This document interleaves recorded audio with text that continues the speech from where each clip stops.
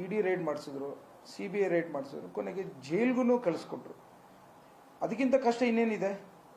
ಅಂಥ ಒಂದು ಕಷ್ಟದ ಪರಿಸ್ಥಿತಿಲೂ ಸಹ ನಾನು, ನನ್ನ ತಾಯಿ ಪಕ್ಷ ಕಾಂಗ್ರೆಸ್ಸು, ಯಾರು ಎಷ್ಟೇ ಕಷ್ಟಪಟ್ಟರು ನಾನು ಆ ಪಾರ್ಟಿಲಿ ಇರ್ತೇನೆ ಅಂತೇಳಿ ನಿಷ್ಠೆನ ತೋರಿಸಿ ಇವತ್ತು ನಮಗೆಲ್ಲರಿಗೂ ಒಂದು ಮಾದರಿ ಆಗಿರೋಂಥ ನಮ್ಮ ನಾಯಕರಾದಂಥ DK ಶಿವಕುಮಾರ್ ಸಾಹೇಬರು ನಮಗೆಲ್ಲ ಹೆಮ್ಮೆ ಇದೆ.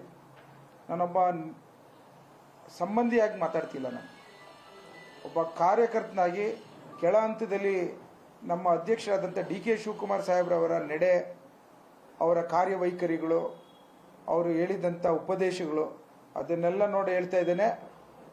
ಎಷ್ಟೇ ಇನ್ನೂ 10 ಕಷ್ಟಗಳು ಬರಲಿ, ಎಷ್ಟೇ ಆಸೆಗಳು ಬರಲಿ, ಯಾವುದೇ ಕಾರಣಕ್ಕೂ ಅವರು Congress is my blood, Congress is my life, my last breath is in Congress ಅಂತ ಹೇಳಿರೋಂಥ ಮಾತನ್ನ ನಾನು ಆ ಒಂದು ಹತ್ತಿರದಿಂದ ನೋಡಿರೋಂಥ ಹಿನ್ನೆಲೆಯಲ್ಲಿ ಮತ್ತೊಮ್ಮೆ ಹೇಳ್ತೇನೆ.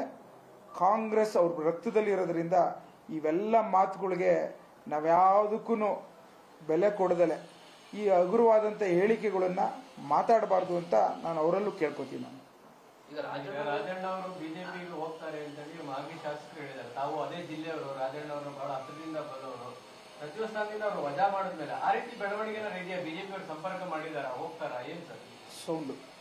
ನಾನು ಹೇಳ್ತಿರೋದು ನನ್ನ ಇತಿಮಿತಿಲಿ ನನ್ನ ತಿಳಿದಿರೋಂಥ ಮಾತಲ್ಲಿ ನಾನು ಹೇಳ್ಬೋದು. ಬೇರೆಯವ್ರ ಬಗ್ಗೆ ಎಲ್ಲ ನಾನು ಅದನ್ನ ಅವ್ರವ್ರ ಕಾಮೆಂಟ್ಸ್ಗಳು ನೀವು ಅವ್ರವ್ರನ್ನೇ ಕೇಳಬೇಕು. ರಾಜಣ್ಣವರು ನಮ್ಮ ತುಮಕೂರು ಜಿಲ್ಲೆಗೆ ಹಿರಿಯ ನಾಯಕರು, ಅವ್ರ ಬಗ್ಗೆ ಗೌರವ ಇದೆ.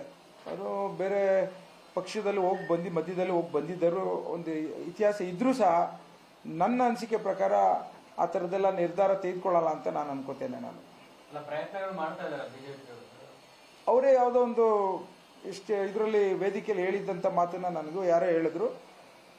ಬೇರೆ ಪಕ್ಷದವರು ನಮ್ಮ ಪಕ್ಷನ ಹೊಡಿಲಿಕ್ಕೆ ಪ್ರಯತ್ನ ಮಾಡ್ಬೋದು, ಅದು ಅದ್ರ ಬಗ್ಗೆ ನಾನು ಕಾಮೆಂಟ್ ಮಾಡ್ಲಿಕ್ಕೆ ಹೋಗಲ್ಲ. ಅವರ ವಜಾ ಹಿಂದೆ ಕೆಲವರು ಷಡ್ಯಂತ್ರ ಇದೆ.